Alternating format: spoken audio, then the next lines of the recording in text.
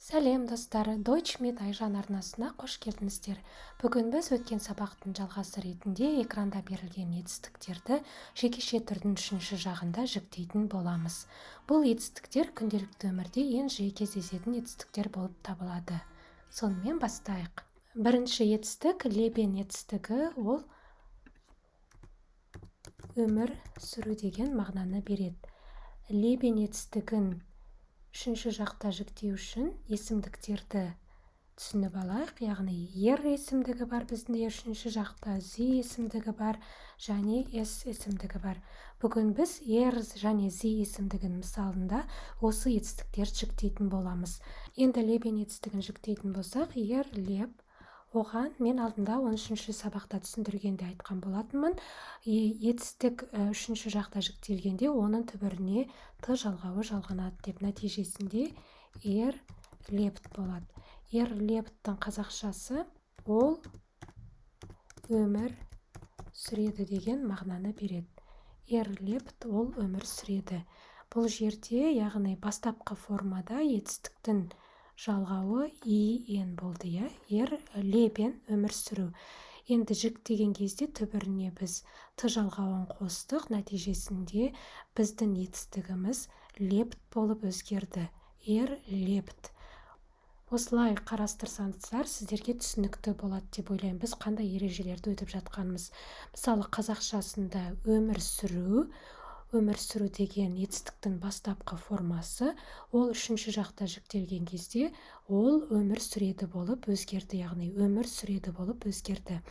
Енді зи есімдігін жіктейік.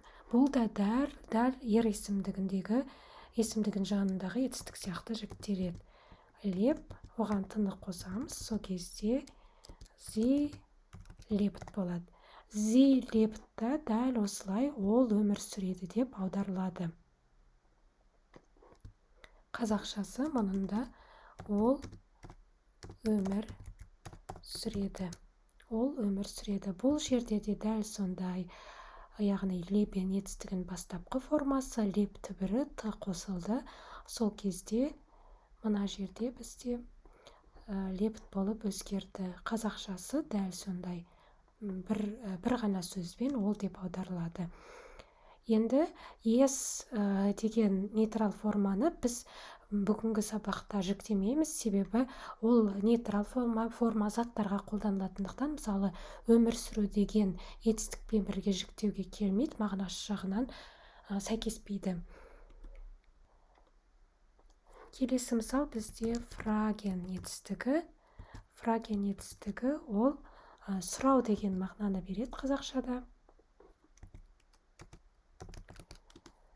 Енді жіктеген кезде ер фрак түбірі, оған тыны қосамыз, т жалғауын, сонда ер фракт болады. Ер фракттың қазақшасы ол сұрайды. Ол сұрайды. Яғни ен бастапқы жалғауы, түбіріне фрак түбіріне т жалғанды, сонда ер фракт болды. Ер фракт болып өзгеріске ұшырады. Қазақ тілінде, яғни сұрау бастапқы формасы өзгергенде ол сұрайды болып өзгеріске ұшырады. Зи жаңағы феминин формасы да дәл осылай жіктеледі. Зи фракт. Ол да қазақшаға ол сұрайды болып аударылады. Зи фракт ол сұрайды болып аударылады. Біз есімдіктер тақырыбын өткен кезде айтқан болатынбыз. Жіктеу есімдіктері ол сөйлемде зат есімдерді қайталануын болдырмас үшін қолданылады деп. Ер, зидің орнына зат есімдерді де қоюға болады. Мысалы, ердің орнына ер адамның атын қойып етістікті жіктеуге болады. Мысалы, Макс фракт.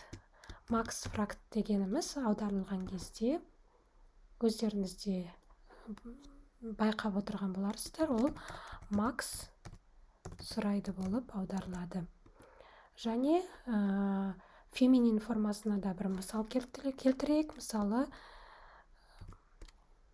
бізде Мария фракт. Мария фрагт, ол Мария сұрайды болып аударылады. Мария сұрайды.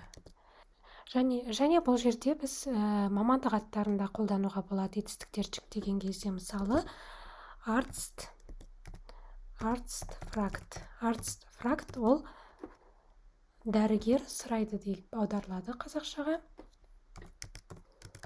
Дәрігер сұрайды.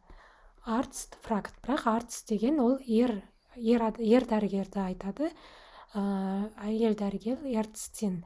Сонда бұл жерде Arzt фрагт, яғни т жалған түр жүктелген кезінде қазақшасында сұрайды. Дәрігер сұрайды. Немесе мысалы тағы бір мамандықтан мысал келтірейік. Lehrerin фрагт ол мұғалім сұрайды деп аударылады. Бірақ бұл жерде әйел мұғалімді айтып тұр. Мұғалім сұрайды. Lehrerin фрагт.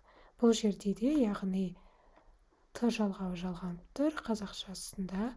Мұғалім сұрайды деп біз қазақшада айтамыз ғой. Мұғалім сұрақ сұрайды. Сол кезде оның немісшесі Lehrerin фрагт. Дәл осылай жүктеледі.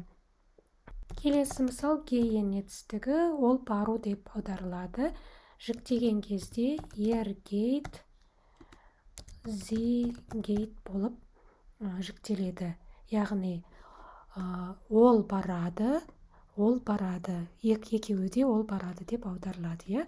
Одан кейінгі етістік бізде schreiben етістігі жазу деген мағынаны береді. Ол жүктелген кезде schreibt, sie schreibt. Екеуі де ол жазады деп аударылады. Ол жазады деп.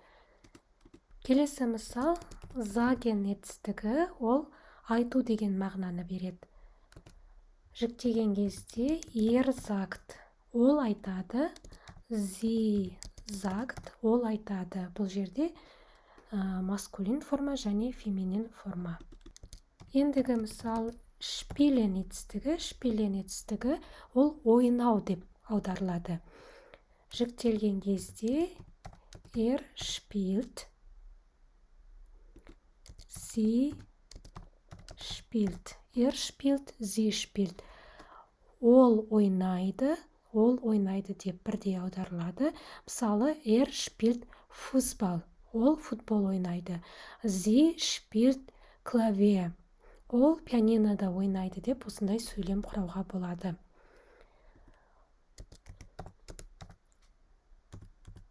Келесі етістік schwimmen етістігі, бұл жүзу деген мағынаны береді. Оны жүктеген кезде schwimmt, sie schwimmt. Schwimmt, sie schwimmt. Ол жүзеді деп аударылады екеуі. Біріншісі мужской родтағы формасы неміс тіліндегі, екіншісі женский родтағы формасы. Ендігі мысал singen. Singen етістігі, ол әндету, ән айту деген мағынаны береді. Енді singen етістігін жүктеген кезде singt. Ол айтады, ол ән айтады. Sie singt. Бұл да ол ән айтады деп аударылады, бірақ бұл неміс тіліндегі женский род формасы. Ендігі мысал beginnen етістігі, ол бастау деген мағынаны береді. Жүктеген кезде beginnt. Ол бастайды, ер адамға қатысты айтады. Sie beginnt. Ол бастайды, бұл әйел адамға қатысты айтады. Ендігі мысал suchen етістігі, ол іздеу деген мағынаны береді. Sucht болып жүктеледі үшінші жақта. Женский род формасы sie sucht. Ол іздейді, екеуі де ол іздейді деп аударылады. Одан кейінгі мысал kommen етістігі, ол келу деген мағынаны береді. Жүктеген кезде kommt, ол келеді. Sie комт ол келеді. Біріншісі мужской род, екіншісі женский родта. Екеуі де қазақ тіліне ол келеді деп аударылады. Келесі мысал, kaufen етістігі ол сатып алу деген мағынаны береді. Жіктеген кезде